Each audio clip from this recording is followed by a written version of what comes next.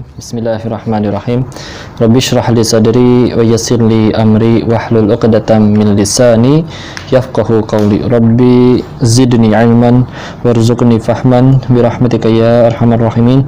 Subhanaka la ilma lana illa ma 'allamtana innaka antal alimul hakim. Baik, bismillahirrahmanirrahim. Assalamualaikum warahmatullahi wabarakatuh. Alhamdulillahirabbil alamin. Alhamdulillahilladzi arsala rasulahu bil huda wa dinil haqqi liyuzhirahu 'alad dini kullih. Segala puji hanya bagi Allah yang atas kebaikannya kita masih terus diizinkan berada dalam kebaikan. Seberapa besar pun niat kita untuk melakukan suatu amalan, jika itu kebaikan pun tanpa seizin Allah tidak akan sanggup kita mengamalkan, insyaallah. Dan alhamdulillah Allah hantarkan kita ke sini, kumpul lagi di majelis ini, tempat yang dijadikan taman-taman surga disebut oleh Rasulullah. Semoga pertemuan ini jadi jalan untuk kita semakin diridhoi oleh Allah, dan pulang dari sini sudah dalam keadaan sudah diampuni seluruh dosa-dosanya. Amin ya rabbal alamin. Dan salam semoga selalu tercurah untuk junjungan kita baginda Nabi besar Muhammad sallallahu alaihi wasallam beserta para keluarganya, sahabatnya, dan mudah-mudahan Allah golongkan kita jadi umat yang layak mendapat syafaat dari beliau kelak. Amin ya rabbal alamin. Alhamdulillah teman-teman, terima kasih telah menyempatkan waktunya. Izin mohon maaf ya, karena harusnya biasa Ahad, tapi karena ada harus urusan ke Bandung, jadi dipindah jadi hari ini. Ya, kenapa nggak diliburin aja? Misal gitu ya. Yang orang yang nyari duit aja giat ya, mau kayak gimana juga tetap kudu dijalanin. Masa untuk ngejar surga kitanya kalah, apalagi ini menjelang Ramadan yang marketing maksiat aja bener-bener jor-joran, total-totalan. Iya. Sebelum ditutup. Insyaallah ya, tutup ge. Yarhamukallah. Jawabnya yahdikumullah wa yusli balakum. Alhamdulillah. Alhamdulillah. Nyampe mana? Nyampe bab 5 lah, insyaallah. Langsung aja kita mulai ya. Kita lanjut pertemuan kita di bab 5 kitab Riyadhus Shalihin. Ini sudah mencapai bab muraqabah. Ada yang tahu muraqabah? Ya. Muraqabah. Ini artinya kalau diartikan ke bahasa Indonesia ya, merasa selalu diawasi oleh Allah gitu ya. Ya, perasaan untuk merasa selalu diawasi oleh Allah. Muraqabah. Imam Nawawi menuliskan beberapa dalil Al-Qur'annya, sebetulnya banyak ya ayat-ayat yang menjelaskan bahwa kita tuh sebetulnya nggak pernah luput kegiatannya. Pasti ada terus yang ngeliatin ya. Contoh di sini di Quran surat 26 Asy-Syu'ara ayat 118 sampai 119. Allah berfirman, a'udzubillahi minasyaitonirrajim, alladzi yaraka hina taqum wa taqallubaka fis sajidin. Ya, yang melihat kamu ketika kamu berdiri untuk sholat dan melihat pula perubahan gerak badanmu di antara orang-orang yang sujud. Atau di Quran surat 57 Al-Hadid ayat keempat, potongan ayatnya, wa huwa ma'akum aina ma kuntum, dan dia bersama kamu di mana saja kamu berada. Kapanpun kita mau ke WC kek, mau ke kamar mandi kek, sama aja ya. Tapi maksudnya mau ke sekolahan, mau ke tempat kerja, mau kemanapun, ia selalu bersama kita. Atau Ali Imran ayat kelima, innallaha la yakhfa alaihi syai'un fil ardi wala fis sama. Sesungguhnya bagi Allah tidak ada satupun yang tersembunyi di bumi dan tidak pula di langit, nggak bisa ngumpet kemanapun. Atau di Al-Fajr ayat 14, inna rabbaka labil mirsad. Sesungguhnya Tuhanmu benar-benar mengawasi. Ini juga di Quran surat 40 Ghafir ayat 19, ya'lamu kha'inatal a'yuni wa ma tukhfis sudur. Dia mengetahui pandangan mata yang khianat dan apa yang disembunyikan oleh hati. Tuh sampai ke hati-hati ya. Allah mengetahui. Alimun bidatis sudur. Mengetahui apa yang ada di hati. Makanya ibadahnya ada ibadah-ibadah nanti yang kita sebutkan ibadah-ibadah hati. Duduk doang secara fisik, tapi dia mendapat pahala yang lebih banyak daripada orang yang mungkin sampai berlumuran keringat di luar sana. Ya, itu adalah ibadah-ibadah hati yang terus selalu mengingat Allah. Maka hadis paling sahihnya ini kita masuk ke bab yang ini. Kalau ditanya rukun Islam ada berapa? 5. Apa saja? Syahadat, salat, zakat, puasa, haji. Rukun iman 6. Apa saja? Allah, malaikat, kitab, rasul, hari akhir, qadar dan qadar Allah. Ya. Nah, ini ternyata ketika digolongkan seperti itu, itu bukan hasil kesimpulan, tapi memang ada hadisnya yang diriwayatkan dari Umar bin Khattab bahwa Rasulullah pernah didatangi ya oleh malaikat Jibril dalam bentuk seseorang yang berpakaian sangat putih pakaiannya. Ya, an Umar bin Khattab radhiyallahu an qala bainama nahnu khulus inda Rasulillah sallallahu alaihi wasallam dzata yaum idh tala'a alaina rajulun shadid bayadith thibab shadidu sawadi sya'r la yura alaihi atharus safar, tidak kelihatan ada tanda-tanda orang safar. Jadi ketika itu Umar dengan beberapa sahabat lainnya juga dengan Rasulullah istilahnya sedang duduk-duduk ya. Ketika kita sedang duduk di samping Rasulullah pada suatu hari, tiba-tiba muncul di hadapan kami seorang laki-laki yang sangat putih pakaiannya dan sangat hitam rambutnya, dan tidak terlihat padanya bekas safar, perjalanan jauh.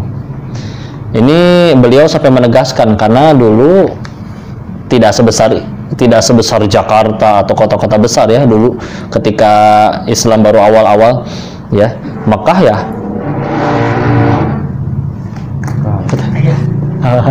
Mekah ya segitu saja ya. Madinah pun dulu namanya masih Yathrib ya. Jadi orang tuh saling kenal satu sama lain. Jadi Umar tuh sampai berkata, ini orang pakaiannya putih, rambutnya hitam, tapi kok saya nggak kenal. Kalau saya nggak kenal, berarti kan dia bukan orang sini. Kalau dia bukan orang sini, berarti kan harusnya dari perjalanan jauh. Tapi kok tidak ada tanda dia habis safar perjalanan jauh? Karena dulu kalau misalkan orang perjalanan jauh, nggak mungkin jalan kaki. Kalau misalkan jalan kaki mungkin, tapi yang paling cepat pun, kuda tercepat pun, secepat-cepatnya naik kuda, berangkat ganteng, sampai sana pasti udah berantakan ya. Rambut aur-auran, naik motor aja bisa jabrik ya, apalagi naik kuda, naik onta, jalan kaki. Nah ini kok rapi ganteng. Kalau dia rapi ganteng gini berarti bukan orang sini. Kalau bukan orang sini kok saya nggak kenal ya. Dan dijelaskan tadi ini orangnya datang seorang laki-laki yang sangat putih pakaiannya dan sangat hitam rambutnya ya, dan tidak seorang pun di antara kami yang mengenalnya hingga dia duduk kepada Nabi SAW, maka dia menyandarkan kedua lututnya kepada kedua lutut beliau. Lutut sama lutut duduk sila sampai nempel. Dan pria ini meletakkan kedua telapak tangannya di atas kedua paha Rasulullah ya. Seperti ini. Lalu bertanya kepada Rasulullah, fa akhbirni anil Islam. Hai Muhammad, beritahukan kepada saya tentang Islam. Maka ini Rasulullah SAW bersabda, menjawab, Al-Islamu, Al-Islam itu adalah antashhadu an la ilaha illallah wa anna Muhammadur Rasulullah. Ya, bersaksi bahwa tiada Tuhan selain Allah dan aku adalah utusan Allah. Ini syahadat berarti ya. Lalu kedua, wa tuqimus shalah, mendirikan salat, wa tu'tiyaz zakah, menunaikan zakat, wa tasuma ramadhana, saum Ramadan, wa tahujjal baita in istata'ata ilaihi sabila. Ya. Ini perintah juga untuk engkau melaksanakan haji ke Ka'bah jika engkau mampu untuk jalannya ke sana. Maka pria yang bertanya ini tadi menjawab, qala sadaqt. Masya Allah ya, ini kalau yang baca ini orang Arab fasih, udah mah ada qalqalah qaf terakhir, terus ada ta mati, keluar hamasnya juga, sadaqat ya, Masya Allah, sadaqat. Jadi dua-duanya mati ya, qalqalahnya dapat, ta matinya hamasnya juga keluar. Udah gitu Umar heran lagi, lah dia yang nanya, dia yang ngebenerin. Kan biasa orang datang ke Rasulullah bertanya, oh gitu ya Rasulullah, berterima kasih dan segala macam ya. Tapi kalau misalkan ini malah dia yang bertanya, dia yang membenarkan sendiri. Maka dilanjut ke pertanyaan kedua, fa akhbirni anil iman ya. Maka Rasulullah menjawab lagi, antu'mina billah, beriman kepada Allah, wa malaikatih, wa kutubih wa rusulih wal yaumil akhir wa tu'mina bil qadari khair wa syarrah. Jadi beriman kepada qadar yang baik dan juga yang buruk, ya. Maka dijawab lagi oleh pria berbaju putih ini tadi, sadaqat, engkau benar. Sama, lah kok dia lagi yang membenarkan. Maka sekali lagi akhirnya diberi pertanyaan yang ketiga, fa akhbirni anil ihsan, ya, iman, Islam, ihsan. Maka Rasulullah menjelaskan apa itu ihsan. Maka dijelaskan adalah anta abudallaha ka'annaka tarak fa illam takun tara fa innahu yarak, ya. Engkau menyembah Allah seakan-akan engkau melihatnya, maka jika engkau tidak merasa seolah-olah melihatnya, sesungguhnya dia melihat engkau. Jadi ibadahnya serasa kayak benar-benar lagi di hadapan Allahnya. Ibarat kita kerja lagi ada bosnya, lagi sidak, khusyuk pasti. Nah ini ibadah karena benar-benar ngerasa sedang di hadapan Robnya, maka jadi khusyuknya pun berbeda. Dan juga kalau nggak sanggup ngerasa ngelihat Allah, maka dia benar-benar yakin dia sedang dilihatin terus sama Allah. Ini udah tingkatan paling tinggi. Orang tuh bisa nggak jadi nyuri karena ngelihat ada CCTV. Nah ini apalagi dilihatin oleh zat yang menentukan rezekinya, zat yang menentukan matinya, zat yang menentukan surga dan nerakanya, zat yang benar-benar bisa menyelamatkannya dari azab, zat yang punya hak untuk mengampuni segala kesalahannya, ya. Maka tentu seseorang kalau sudah sampai derajat ihsan, wah jangankan perbuatan dosa fisik, hati pun gak berani untuk berpikir ya buruk-buruk, ya, karena tadi ada yang membeda tisudut, ya. Maka akhirnya ditanya lagi pertanyaan yang selanjutnya, fa akhbirni anis sa'ah, lalu beritahukan kepada saya tentang kiamat. Nah ini jawaban Rasulullah yang keren sekali, ya, jawabannya. Rasulullah menjawab, mal mas'ul an habi a'lama minas sa'il, yang artinya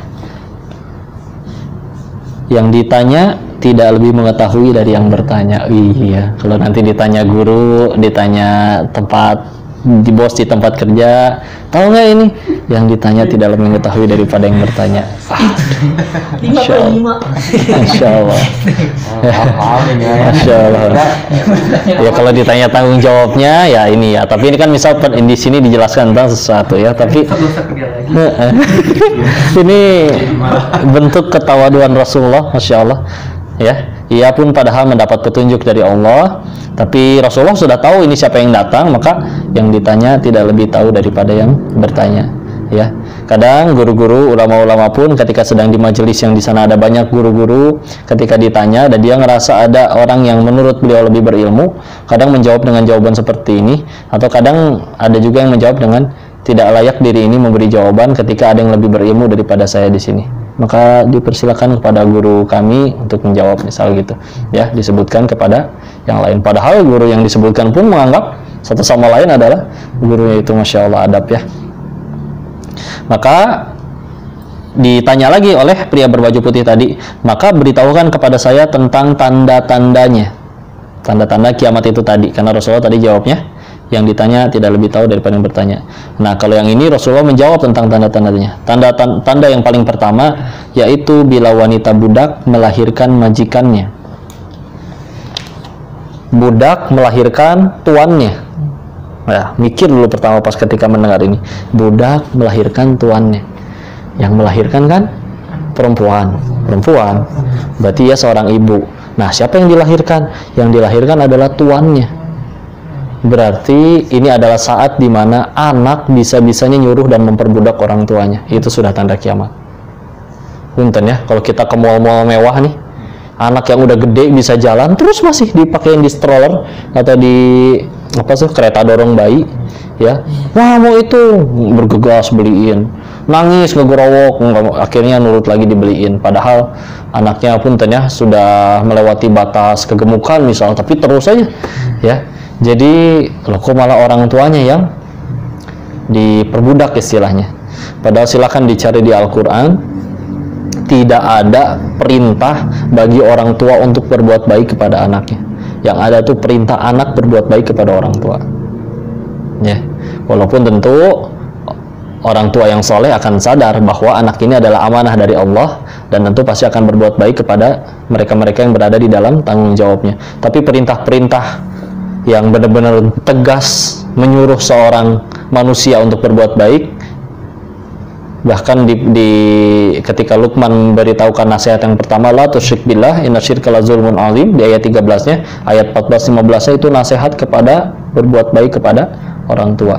Wabil walidayhi husna atau wabil walidayhi ihsana, ya, untuk berbuat baik kepada orang tua. Dan ternyata adalah tanda kiamat kalau misalkan sekarang ada anak yang nyuruh-nyuruh orang tuanya, ya. Dulu Abdullah bin Mas'ud ya diriwayatkan ibunya kebangun tengah malam minta diambilkan air. Pas diambilin air nyampe lagi kepada ibunya, ibunya udah ketiduran.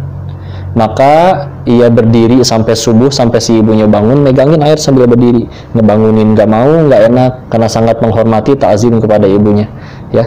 Walaupun sebetulnya bisa untuk ditaruh dulu atau seperti apa. Cuman ini mah adalah benar-benar, ya Allah sedang melihat saya dan mudah-mudahan ini jadi bakti saya kepada orang tua bahwa aku ini adalah seseorang yang tidak bisa mendapat kebaikan jika tidak dilahirkan oleh ibu sebaik ini. Maka mudah-mudahan ini bisa dianggap sebagai bakti oleh Allah dan sampai sebegitunya, ya. Sekarang mah kadang punten ya, kadang orang tua yang sayang kepada kita terus nanya ketika kita sudah lama nggak pulang, misal dari luar kota ya, mau dimasakin apa, masukin ini dong, ini. Terus kadang mungkin orang tua iya ya ikhlas kayak gitu, tapi kalau misalkan ternyata dalam hati, Masya Allah, siap bos, bilang gitu ke orang tua. Kadang anak tuh, ya Allah, ini kok orang tua manggil ke kita bos, padahal nggak ada niat pengen nyuruh, nggak ada niat pengen memerintah, dan yakin orang tuanya pun ikhlas, tapi sebaik-baiknya adab ya. Orang tua adalah pintu surga yang paling tengah, ya, dimana kalau orang tua itu harus benar-benar kita anggap sebagai ini adalah jalan tol saya menuju ke surga. Kadang orang-orang yang liberal di sana yang tidak beragama bahkan mau dia orang tua kalau yang dia sampaikan salah dan saya yang benar, ngapain saya nggak, ya, yang saya bilang benar kok. Misalkan mereka beradu argumen tentang sesuatu, tentang politik lah atau tentang apa, ya, lalu akhirnya sampai naudzubillah meninggikan nadanya di hadapan orang tua. Padahal kalau ke orang tua itu ibu kita misalkan bilang, nah 1 + 1 itu sama dengan 5, iya bu, betul, udah jangan dibantah. Jadi ngelihat orang tua itu dipastikan sebagai seperti adalah jalan tengah ke surga, pintu surga yang paling tengah. Nanti kita akan ketemu hadis yang selanjutnya di beberapa bab selanjutnya yang al-qamaqala Rasulullah SAW bersabda yang maknanya sungguh hina. Rasulullah nyampe nyebut 3 kali tentang hal itu. Dan para sahabat bertanya, siapa yang hina itu wahai Rasulullah? Orang yang mendapati orang tuanya ada pada kepengurusannya, maksudnya dia ngasuh orang tuanya ketika orang tua itu udah usia lebih lanjut, lalu dia gagal masuk surga. Jadi kata Rasulullah, hina banget sampai 3 kali kalau ada orang yang dapat amanah ngasuh orang tua, misalkan dari 4 anak, 10 anak, 5 anak, orang tua teh pengennya dengan dia, atau kebagian dia yang lebih nganggur misal, akhirnya jadi dia yang ngurus orang tuanya. Yang lain mah saudara-saudaranya bisa berkarir, sukses segala macam, bisa jadi kaya, bisa maju. Dia nggak bisa, karena kalau nggak siapa yang jagain mama? Kalau nggak nanti saudara-saudaranya pada marahin dirinya. Maka kata Rasulullah itu kalau misalkan dia udah nerima amanah itu gagal masuk surga, kamu tuh kemana aja? Itu amalan yang paling luar biasa, ya. Ada dulu kawannya adik, ya, kalau lagi mampir ke rumah kami ngobrol tuh sama adik, dia cerita dan kelihatan gitu dia sambil cerita, enaknya jadi kalian tuh ada yang udah kerja ke luar negeri, ada yang ini, segala macam disebutin. Gue mau nggak bisa, mau kerja juga nggak bisa, udah diamanahi nama paman, nama kakak-kakak, sama ini, ya udah jagain ibu di rumah, ya. Entah dia muslim atau tidak, tapi kalau misalkan mengetahui hadis itu, Masya Allah, jadi sebetulnya itu adalah orang tua itu justru sebetulnya adalah pintu surga yang benar-benar berbuat baik aja ke manusia ini, ke orang yang kita sebut orang tua ini, udahlah cukup, ya. Benar-benar kita anggap mereka itu bukan sebagai ibu lagi, bukan sebagai orang yang ngelahirin kita. Benar-benar anggapnya ini manusia. Kalau saya berbuat baik kepada mereka, surga, udah gitu aja. Maka mereka, kalau di film-film, walaupun di dunia nyata pun juga ya ada, pasti ada orang tua yang mungkin ya sesekali ngomongnya nyakitin, sesekali perintahnya mungkin agak nyeleneh dari syariat, sesekali apa ya, kalau misalkan beliaunya juga tidak ngaji gitu ya, sesekali pasti ada aja ucapan-ucapannya atau perintah-perintahnya yang mungkin di luar batas kita sampai kecapean banget, sampai gimana.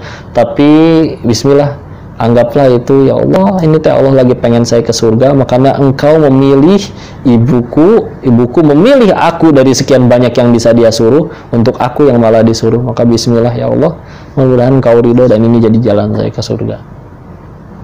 Semudah itu demi Allah ya, berbuat baik ke satu dunia. Setiap panti nggak disumbang, tapi orang tua sendiri tidak dihormati, punten wisan ya, bukan itu caranya. Orang tua nggak ridho dengan segala amal soleh kita, satu dunia mencintai, mengagumi kita, pasang foto kita dijadiin DP, dikagumin, di follow segala macam. Orang tua berkata, ya Allah, aku tidak ridho anak ini masuk surgamu, nggak ada jalan ya, nggak ada jalan masuk surganya Allah. Makanya ini sampai dijelaskan tanda kiamat yang paling pertama, jika seorang budak melahirkan tuannya atau majikannya ya.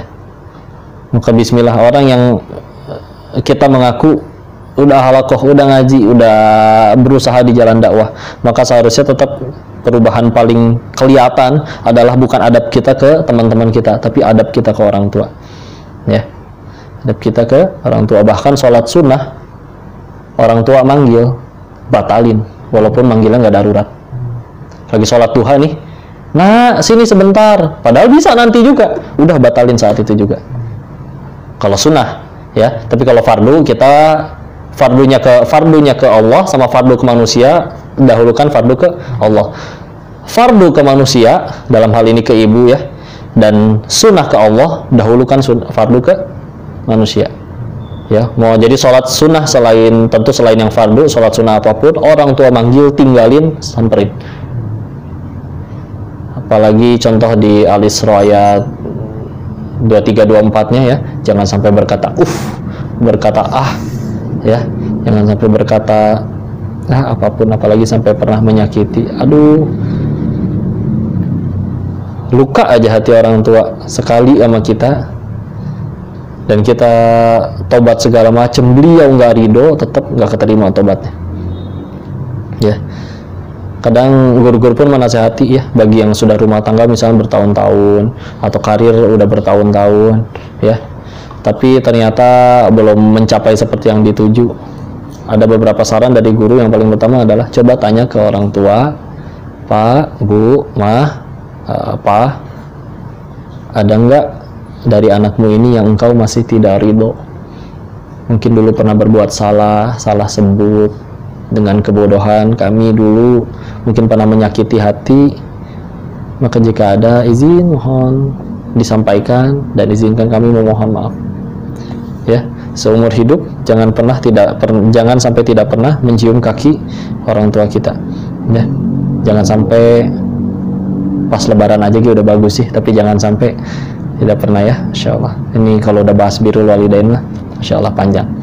Kita lanjut dulu ya ke bahasan tentang tanda kiamat ini masih. Yang satu tadi, budak melahirkan tuannya, dan juga selanjutnya engkau melihat orang-orang yang tadinya tidak beralas kaki, telanjang, miskin, dan menggembala kambing saling berlomba meninggikan bangunan ya. Dulu mereka bergembala kambing, bangunan nggak ada ya, paling juga dibangun pakai tanah liat, pakai bata, pakai jerami dan segala macam. Dan sekarang malah berlomba-lomba meninggikan bangunan ya. Beres jadi satu bangunan, sebelahnya udah ada yang bangun ruko lagi, tinggi-tinggi, apalagi udah di kota besar. Jadi ternyata bangunan-bangunan tinggi adalah tanda-tanda kiamat, insyaallah ya. Rasulullah di hadis yang ini hanya menyampaikan 2 ya. Lalu kemudian pria itu pergi, kemudian dia pergi, dan Umar saya maksudnya Umar, berdiam menunggu cukup lama. Kemudian Rasulullah bertanya kepada Umar, "Hai Umar, apakah kamu mengetahui siapa yang bertanya itu?" Maka Umarnya menjawab, "Allah dan Rasulnya lebih mengetahui." Beliau bersabda, "Dia itu Jibril datang kepada kamu untuk mengajarkan kepada kamu agama kamu." Hadis riwayat Muslim. Ya. Jadi ketika kita apal rukun iman, rukun Islam, dan apa itu ihsan, ada hadis sahihnya ini dalil dan nyatu dalam satu. Dulu pun sebelum baca-baca kitab ini, ya. Oh, Waalaikumsalam warahmatullahi. Sebelum melihat kitab ini, kirain teh dirangkumin sama para ulama ya, dari ayat Quran belah mana itu, ternyata ini nyatu di dalam. Oh, Abu Dimat.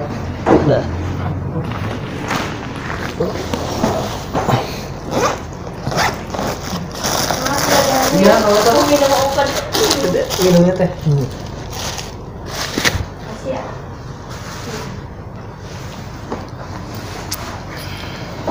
Kita lanjut ya. Itu hadis yang pertama.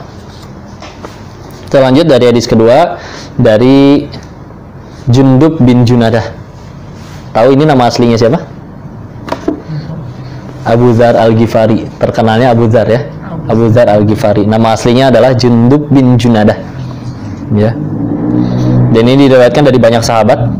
Nah, di sini disebutkan ada Abu Dzar Al-Ghifari atau Jundub bin Junadah tadi, dan Abu Abdurrahman Mu'adz bin Jabal. Ya, dan juga ada sahabat-sahabat lainnya. Ini dua di sini yang diriwayatkan. Dan dari Rasulullah SAW bersabda yang maknanya, beliau bersabda, "Bertakwalah kepada Allah di mana saja kamu berada, dan lakukanlah kebaikan setelah keburukan, pasti Ia akan menghapusnya. Dan pergaulilah manusia dengan akhlak yang baik." Ini memberi wasiat kepada dua sahabat ini. Jadi di sini pun juga jadi dalil yang jelas bahwa pahala atau amalan soleh kita itu pasti ngapusin dosa-dosa kita yang lama. Jadi selain tobat mah perlu ya, tapi setelah kita selesai bertobat, lalu ternyata ada kegiatan selanjutnya ya, maka teruslah perbanyak amalan baik, karena itu pasti menghapusin dosa-dosa yang sudah lalu. Dan juga pergaulilah manusia dengan akhlak yang baik ya. Hadis riwayat At-Tirmidzi, beliau berkata hadis hasan ya. Jadi jika kita sudah sadar, misalkan baru menyadari kesalahan dan baru bertobat dari kesalahan tersebut, ya selain tobatnya juga tentu jelas, tapi jangan lupa untuk udah beramal soleh aja. Sholatnya misal diperbanyak, baca Qurannya misal diperbanyak, ya.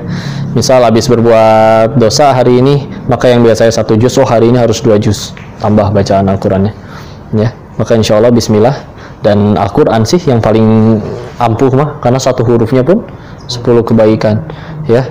Jadi banyak banget kalau kita sampai dapat 1 juz kan 20 halaman. Bismillah ya, mudah-mudahan dengan itu Allah ridho untuk dihapuskan bacanya gitu, tapi tetap dengan tartil ya, jangan asal ngebut seperti itu ya. Kita lanjutkan hadis selanjutnya. Ini dari Ibnu Abbas radhiyallahu anhu, dia berkata, yang artinya saya bonceng di belakang kendaraan Nabi SAW pada suatu hari. Jadi pernah boncengan nih sama Nabi ya. Lalu beliau bersabda, yang artinya, "Hai bocah," waktu itu masih kecil ya, "Hai bocah, sesungguhnya aku akan mengajarimu beberapa kalimat." Ini diwasiatin ke anak ini. Jadi Rasulullah itu suka gitu, suka ngasih nasihat ke anak-anak ya. Walaupun tentu ke orang dewasa juga suka dinasihati. "Jagalah Allah, Dia akan menjagamu. Jagalah Allah, kamu pasti mendapatkannya di hadapanmu." Maksudnya mendapatkannya di hadapanmu ini adalah kita jadi dijaga dan dilindungi dan ditolong oleh Allah. "Apabila kamu meminta, maka mintalah kepada Allah." Ya, boleh nggak minta ke manusia? Setelah minta kepada Allah berarti. Jangan Allah dijadikan aplikasi atau alternatif terakhir ya. "Dan apabila kamu memohon pertolongan, mohonlah pertolongan kepada Allah. Ketahuilah, sesungguhnya umat ini, seluruh manusia, seandainya mereka bersepakat untuk memberikan manfaat kepadamu dengan sesuatu, pasti mereka tidak akan bisa memberikan kemanfaatan itu kepada kamu, melainkan dengan sesuatu yang telah ditulis oleh Allah untukmu. Dan seandainya mereka bersepakat untuk memberikan mudarat, ya, atau musibah atau keburukan kepadamu dengan sesuatu, tentu mereka tidak akan dapat memberikan mudarat kepadamu melainkan dengan sesuatu yang telah ditulis oleh Allah atas kamu. Telah diangkat pena takdir dan telah kering lembaran-lembarannya. Hadis riwayat At-Tirmidzi, dia berkata hadis hasan sahih. Maksudnya pena takdir di sini adalah pena yang mencatat takdir yang telah diangkat dari tulisan-tulisan takdir yang ada di dalam lembaran-lembaran takdir. Ini adalah kinayah tentang bahwa takdir tentang diri kita itu udah ditulis bahkan jauh sebelum kita diciptakan, ya, dari awal sampai meninggalnya. Makanya kalau misalkan, dan termasuk di dalamnya rezeki, ya, maka kalau misalkan masih takut sama rezeki padahal sudah Allah tentukan, sebetulnya itu adalah ketakutan yang jadi malah meragukan kekayaan Allah. Seluruh manusia memohon keinginan terbesarnya kepada Allah, manusia dari paling pertama hingga paling akhir, seluruh jin juga bahkan seluruhnya, lalu Allah kabulkan seluruh permintaan terbesar mereka. Demi Allah itu tidak mengurangi kekayaan Allah walaupun hanya seperti sebesar sebutir pasir dari luasnya padang pasir, ya. Miliaran manusia masing-masing minta 100 triliun, semua Allah kabulin, cuman ngurang satu butir dari luasnya padang pasir. Masya Allah. Di sini banyak ayat-ayat yang ke arah ketauhidan lagi sebetulnya, ya. Kita lanjutkan. Dari Anas radhiyallahu an, dia berkata yang artinya, sesungguhnya kamu melakukan amalan yang menurut pandanganmu amalan-amalan itu lebih kecil daripada rambut, padahal kami para sahabat pada masa Rasulullah SAW menilainya termasuk dosa-dosa yang membinasakan. Hadis riwayat Bukhari. Ini bukan dari Rasul, ini dari Anas. Jadi sebetulnya ini athar, ya, riwayat dari sahabat. Beliau menasihati orang-orang setelahnya karena beliau termasuk sahabat yang paling akhir hidupnya, paling akhir wafatnya. Beliau ikut Rasul aja waktu masih balita, ya, umur 5 tahunan, ya. Lalu meninggal termasuk umurnya paling panjang pula, nyampe 100-an, ya, atau sekedar atau nyaris mencapai 100. Ada riwayat menyebutkan beliau yang terakhir, ada yang menyebutkan Abu Kilabah Al-Jarmi. Tapi beliau jadi udah banyak ketemu dengan orang-orang di zaman-zaman setelah para sahabat, jadi era para tabi'in dan tabi'in. Dan disitu menjelaskan, dulu kami nganggap yang kalian lakukan itu seperti hal sepele, padahal bagi kami itu dosa-dosa yang membinasakan, ya. Seperti kadang kita, ya, Imam Syafi'inya aja ngelihat betis seseorang bisa ngerasa tobat dan bersedih hati, dan karena ngerasa amalannya, hafalannya ada yang hilang, ya. Itu baru di zaman tabi'in. Di zaman sahabat lebih parah lagi ngerasa berdosanya, ya. Dan kita sekarang biasa weh, ya. Malah ya udah diliatin sampai udah nggak kelihatan. Ya Allah, astagfirullah. Yang panjang kepala jauh. Ya Allah. Hadis lagi, ya. Lanjut dari Abu Hurairah radhiyallahu an, dari Nabi SAW bersabda yang artinya, sesungguhnya Allah itu cemburu, dan kecemburuan Allah Ta'ala adalah jika seseorang mendatangi apa yang diharamkan oleh Allah atasnya. Muttafaqun alaih, ya. Jadi Allah juga bisa cemburu kapan? Kalau kita mendatangi apa yang diharamkan oleh Allah. Dan ini terakhir yang di bab 6. Dari Abu Hurairah radhiyallahu an, dia berkata bahwa Rasulullah SAW bersabda yang artinya, di antara kebaikan Islamnya seseorang adalah ia meninggalkan sesuatu yang tidak penting baginya. Hadis hasan riwayat Tirmidzi. Penting dalam artian terutama untuk akhiratnya, ya. Maka akhirnya jadi malas untuk main game online misal, atau ngikutin serial misal, atau apapun yang sekiranya ini manfaat nggak buat akhirat. Nah, itu adalah salah satu tanda kebaikan Islam seseorang. Gimana caranya kayak gitu? Boleh langsung, ini mah bismillah, sambil kita meningkatkan ketaatan, lama-lama Allah sendiri yang akan membuat hati kita malas untuk mengikutinya. Daripada dengerin musik, jadinya dengerin murotal atau kajian, ya. Istilah dulu downloadin serial banyak, sekarang jadi downloadin jadi kajian, ya. Bismillah. Itu akhir dari bab kelima, tidak terlalu banyak hadisnya.